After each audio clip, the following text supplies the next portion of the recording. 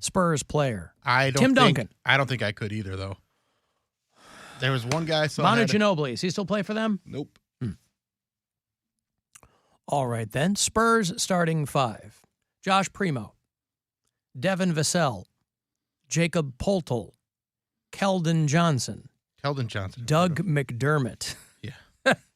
Yeah, I'm not up with the Spurs right now. Well, there you go. Cavs Spurs tonight, 8:30 p.m.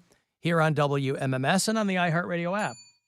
Listen wherever you like. Hey, Chris, out in Warren. Hey, how's it going, Alan? What's up, man? Show. Thank you, sir. Hey, breaking news. Ooh, I love breaking news. Alan Cox Show! Exclusive news update! Yeah.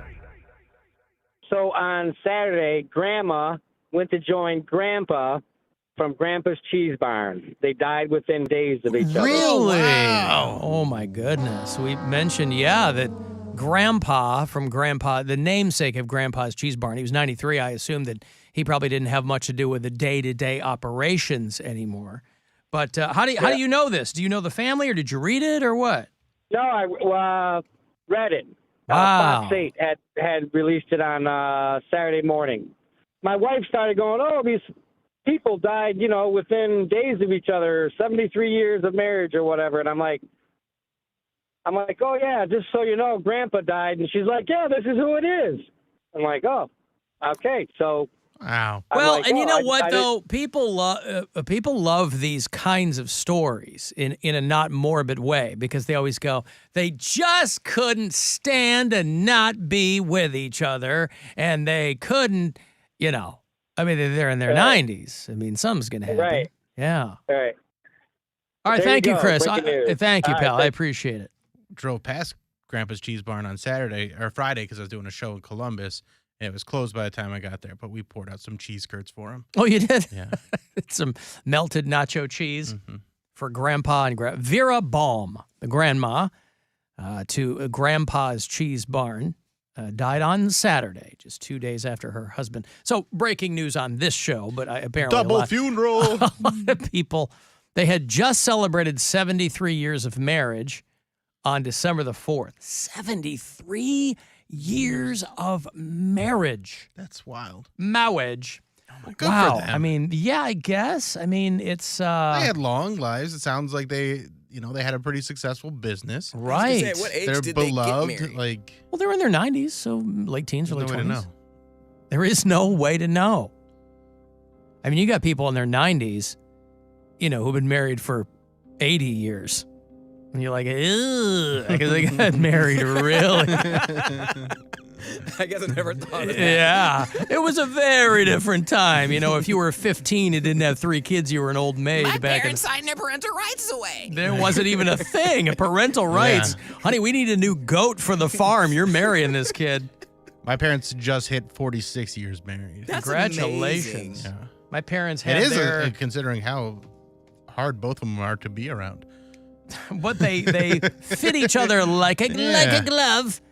Yeah, my parents my hit mom's 50 in they would have had this past August would have been their 53rd wedding anniversary, I think. But yeah, pretty wild to be married that long to anyone. So anyway, Grandma and Grandpa from Grandpa's Cheese Barn both died within a couple days of each other. They met in 1949 when he was a meat cutter. Yeah. In the back of a grocery store, and he noticed the charming checkout girl out front. I wonder if this is one of those things where he's like, and I just didn't leave her alone until she decided to marry me.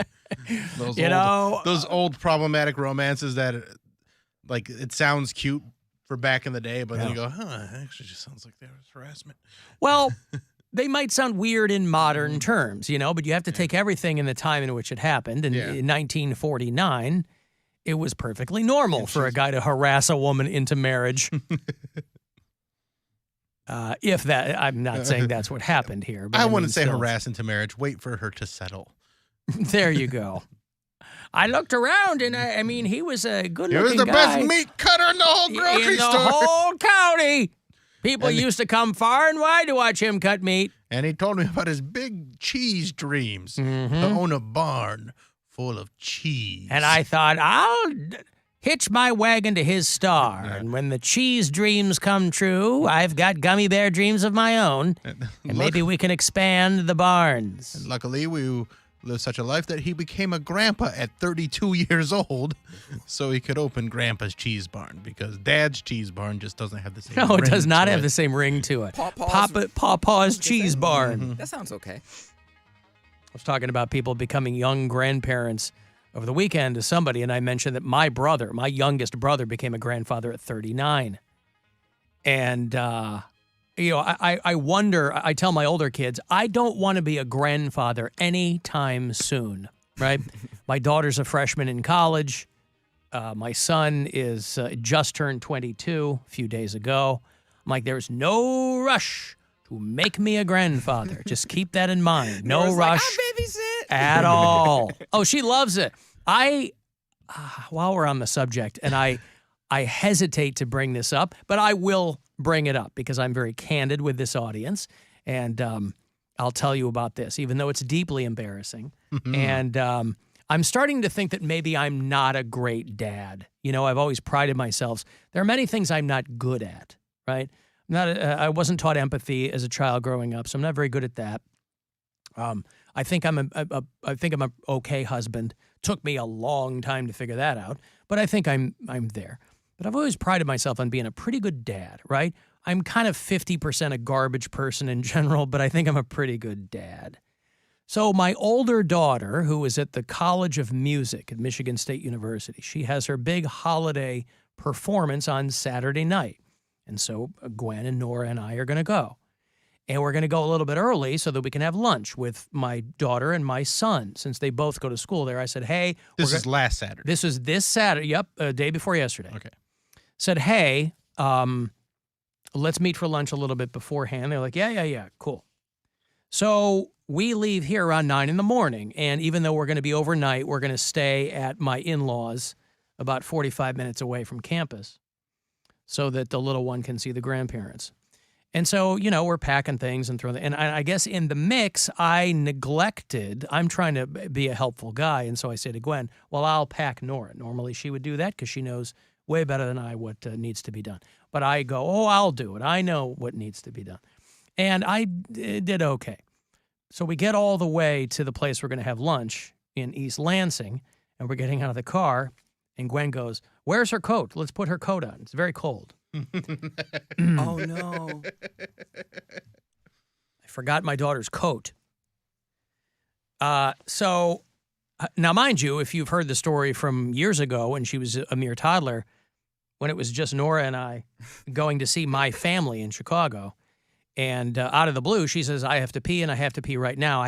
We were nowhere near a rest stop. We pulled over to the side of the turnpike, and she squatted on the side of the road. So everybody's having fun with that story because, whatever. Semis racing by. And Made by a honk. I forgot her coat. You're just dyslexic with the seasons. So you thought she didn't need a coat. Or in a parking garage, and I go, it's not possible that I forgot her coat. How could I have forgotten her coat? Or maybe I thought Gwen grabbed it. I don't know what. You guys have an attached garage, I imagine. At our house? Yeah. Yes. And that's where your car is parked. So I could see how her running out and getting in the car, you could miss something like that. Well, but it's also like I would have put it on her before she. Well, the car was warmed up. Mm-hmm. So her getting in with no coat, not that big of a deal. Right, But and that's when why it wasn't that big of a deal, and that's why you didn't even think of it. I Because you're guess like, yeah, I normally I look. we're trying to think of something to make you. No, not seem like there's a bad nothing. dad. No, Yeah. no, there's nothing. You know what? to, You're garbage. You're garbage. Dad. So you want your kid to freeze, Yeah. So we get there, and we know if she gets cold, she'll get sick. Yeah, We just had that whole Yeah, thing. Right. I know. She's just coming off something, so I don't think she's going to go right back into it. And so we're in this parking garage that is right downtown East Lansing. So you can actually get into Target from this parking garage. And Gwen goes, you guys go get a table. I'll go find her a coat. Target. Okay. So my older daughter and I go get a table. My son's going to meet us. Gwen and Nora show up about 25 minutes later. It's a college town Target.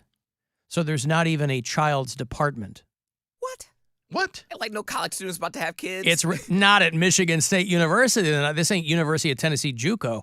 I mean, so it's right there on the main drag in East Lansing, and it's like one of those small Targets that they squeeze in just so kids can like shop place, there. yeah. It's like the size of a 7-Eleven.